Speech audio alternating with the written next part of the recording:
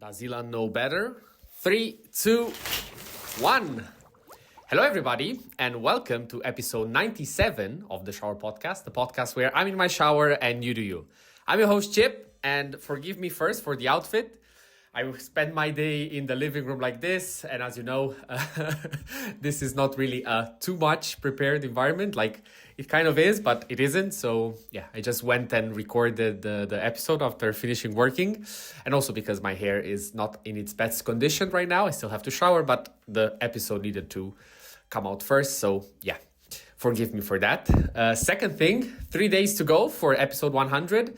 I am really excited for it, and so should you, because it will be quite a special one. And I have a few ideas, haven't really decided on the final one, but yeah. And last thing, before we finish, if you made it so far, it's really a big deal if you click the subscribe button or leave a review. If you're on Spotify, it helps a lot, the channel. And yeah, if you have the chance, it's one click, and yeah, it would be truly appreciated. Now, enough rambling. Let's get into the topic of today. And as always, the Mr. Elon is more of a hook, and people are interested in what he says, maybe a bit less of what I say, but I do think that I have a interesting take on this matter. And it all starts with the spark and discussion that recently was present online. I don't know if you have heard about it, but there was this famous video by this YouTuber called Mark Rober. He's an ex-engineer from NASA that is now a freelance on YouTube, and he does a lot of cool experiments. And his latest video, he wanted to test the, let's say, capability of the self-driving of Tesla, specifically in, let's say, challenging situations. Now, I don't know if, I think the biggest example to make you understand really what he wanted to do, if you've ever seen the cartoon, I don't know how it's in English, but the famous cartoon was called Meep Meep. So the guy that was running super fast, and he always was, let's say, chased by this coyote. And the problem was that he always ended up, let's say, smashing into fake walls that were just depicted. And he tried to do the same with Tesla. You would wonder, why is that? I mean, it's a self-driving car. It should understand, when going into a wall that it should stop, right? It should, but it doesn't. Why is that? Because Tesla cars recently, it wasn't always like this, but now it is, since a certain statement from Mr. Elon. They solely rely on video cameras. Of course, they're not just simple cameras. You have cameras up close in all directions, also the ones that look further, but they are cameras. They don't have any kind of other data apart from the video feed that they get. In contrast, most other car manufacturers rely on a specific technology that is clearly superior, called LiDAR. I think most of you might have heard of radar, so based on radio signals, but LiDAR is basically the same thing, but with light. So it flashes thousands and thousands of light rays around it, and by calculating the time that that ray needed to, touch an object and come back, it's able to map out any of, the objects that it has around it. It's the same technology, if you have an iPhone, that you have when you scan your face. A lot of lights are projected onto your face, you don't see them. And, it maps your 3D face, and then it lets you in. This is more or less the technology. Now that I gave you a bit of the context, why do Tesla cars, don't rely on LiDAR? I mean, it sounds like it's basic. Well, it's because Mr. Elon knows better.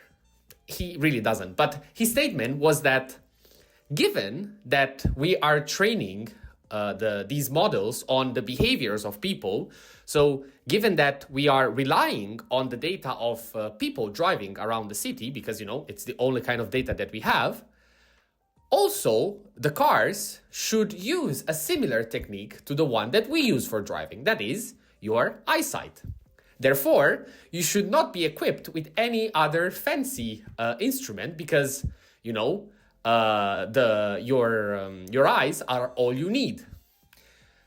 it's not true, as we have seen in that example. But the thing is that the statement becomes way more complex, and it's the key, let's say, idea that I would like you to take from this video. Because when you hear something like that, your instinct is that is ludicrous, it doesn't make sense. But if you look a bit beyond that, you can understand a few things. First of all, the idea of that statement is to make the car more special, to make it more appealing. Because in the end, the whole scope is to sell these cars.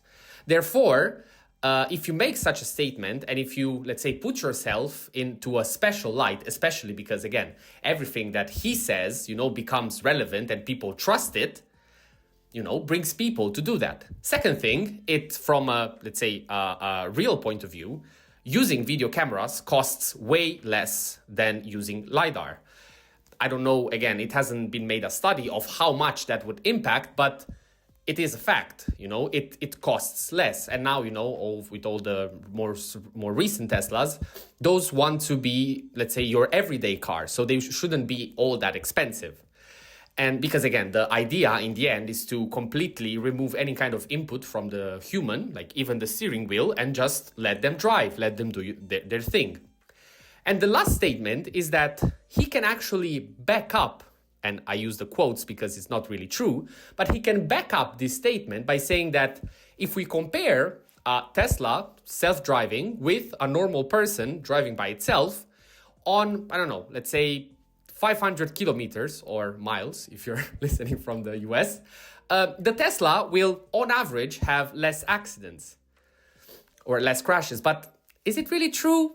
Not really, because it depends on how, when, under which conditions. And as we have seen, in these kind of scenarios, if you put a person in front of a wall, they won't drive into the wall, they will, of course, stop. So it's a very complex matter that unfortunately gets shrunk down into a simple statement, and it just gets delivered. So what is the point of all of this? Is that when you hear somebody say something like that, try to understand a bit more what it means. So don't get, immediately angry. Try to understand, is there something more behind it? Of course, then, as I am right now, you can be free to still say that thing doesn't make sense and it's dumb.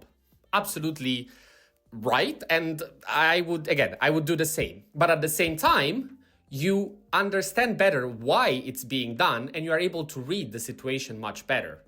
Speaking more generally and expanding this, any time that you are dealt with somebody that has clearly more power than you, makes a statement based purely on their ego, bias, or current position of power, instead of just going against it because you know better, try to understand why is that. Because in this situation, again, it's something that most people can, argue against, and you can say something. But other times, there could be a reason. There could be something that you don't know. And having this mindset of exploring that extra, making the extra step, wondering, does it really make sense? Do I have all the information to make that statement against what has been said? It is very, very insightful and precious, because you will see that most of the times, if you try to use this approach, you will not fall into the trap of just arguing and going against that, but it will transform into a learning opportunity, and you will be able to, understand more around that situation and actually learn from it, and not just, have another situation in which you'll get mad. There's plenty to be mad at. So to wrap it up, next time, try to look a bit further and understand if it actually makes sense, what is being said to you. Having said that, this was episode 97 of the Shower Podcast. Thank you very much for listening. I really hope that you're liking the thumbnails, putting a lot of work into them. And they've really been a blast. I'm absolutely having fun with them. Also, another thing, I have to get back on the reels. I haven't really done them. I know that I should, but yeah, the reward to the effort to reward ratio is not really my favorite. They require a lot of work, potentially more than the videos. I mean, mostly from a technical point of view, you have to edit a lot, but yeah, that's more a problem for me, not for you. But yeah, thank you very much for listening. Leave me in the comments if you have any take, any statement, if you agree, or if you think that it makes sense what Elon says. You know, we should let our cars be driven only by cameras, because we've also done the same for all this time, and it kind of worked. Yeah, there's a lot of flaws in that, but let's not get back into the topic. Wish you all a great day, and yeah, see you at the next one.